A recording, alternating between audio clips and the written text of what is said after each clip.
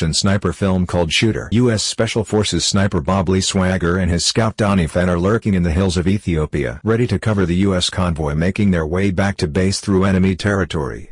Far below, a single truck with a machine gun on its back speeds toward an American convoy. Swagger defeats gunner and driver headshot each. The mission appears to be over until a horde of enemy militia appears and begins firing at the soldiers, and Swagger systematically eliminates large numbers of enemies, allowing U.S. forces to escape. This reveals the sniper's position, and soon the two snipers come under heavy fire. The Americans shouldn't be in the country. Enemy helicopters start bombing their positions, killing Donnie. Swagger spotted his .50 caliber sniper rifle and returned fire, hitting the helicopter. 3 years later, when a man approaches his cabin, Swagger is alerted by a barking dog. Johnson introduces himself to Swagger and displays his own Medal of Honor. Tensions build as Payne slowly reaches for his gun and Swagger prepares the hidden blade. Johnson calms the situation down and convinces Swagger to give him his 5 minutes. He informs Swagger that the president was under threat from an unknown sniper and Johnson wants Swagger to help him arrest the assassin. Swagger agrees to the mission. Swagger explores each location in turn and reports to Johnson that the likely location is Philadelphia.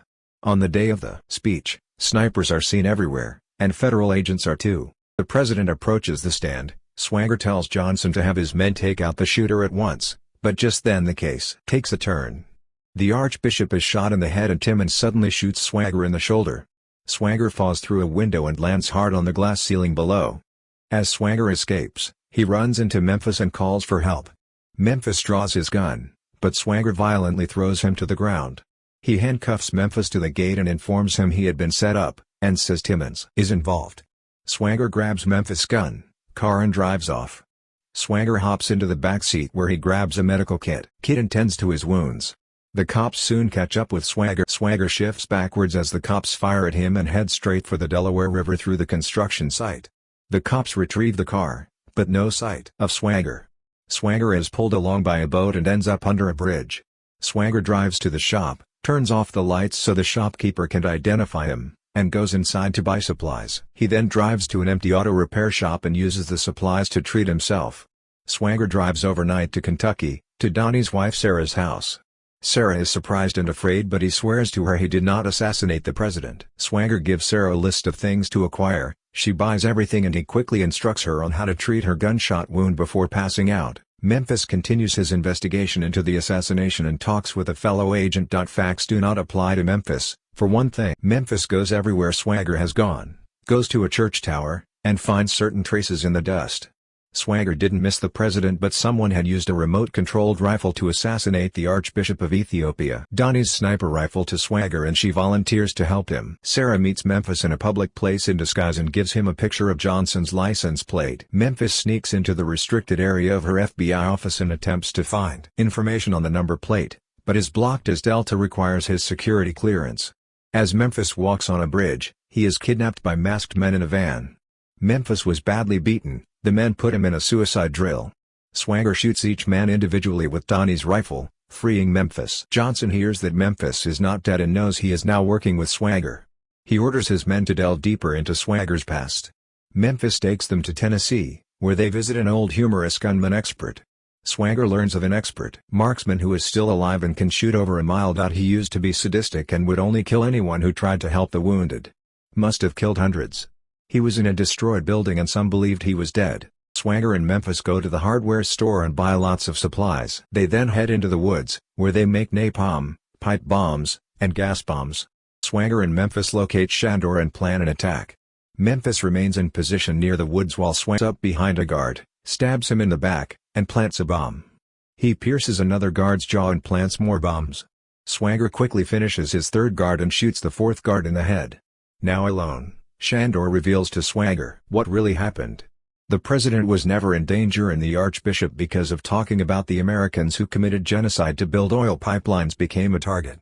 The best way to kill him was to make it look like an assassination. Swagger realizes he was unknowingly part of the genocide when he and Donnie covered the soldiers in Ethiopia. Sunder takes out a pistol and shoots himself in the head as mercenaries surround the cabin. Swagger orders Memphis to detonate the pipe bomb and then the gas bomb. Both men run to a safe distance and detonate a napalm bomb, blowing up the remaining soldiers and destroying the chopper.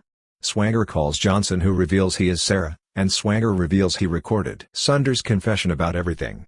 Johnson agrees to meet, but wants to see him come from afar.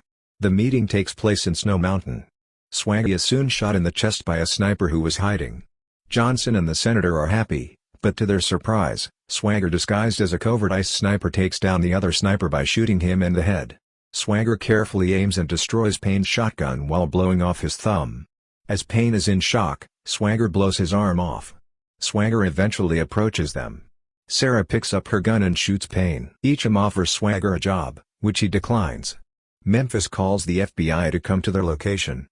Sometime later, Swagger is taken to a meeting at the Justice Department with attorney generals. Memphis shakes Swagger's hand and slips him a bullet unnoticed.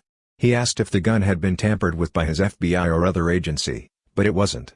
Swagger loads a bullet into his rifle, takes aim at Johnson, and pulls the trigger with a big click. As nothing happens, the truth unravels. Swagger removed the firing pin from all weapons, including his front rifle. It could not have been that he used a weapon to kill the Ethiopian archbishop. The apparently innocent Swagger and Memphis allege that the real culprit in the area is Johnson, tying him to an Ethiopian mass grave. But the Attorney General does not have jurisdiction over crimes, whether Johnson committed them in another country or not. Johnson is allowed to leave and tells Swagger he won again.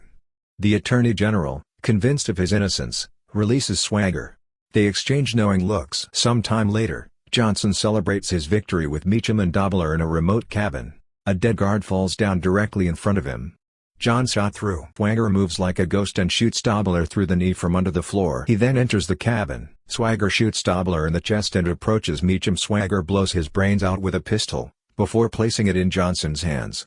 Swagger breaks the gas line of the cabin, and as Swagger leaves, the cabin explodes. The film ends with Swagger, Sarah behind the wheel, driving into the distance.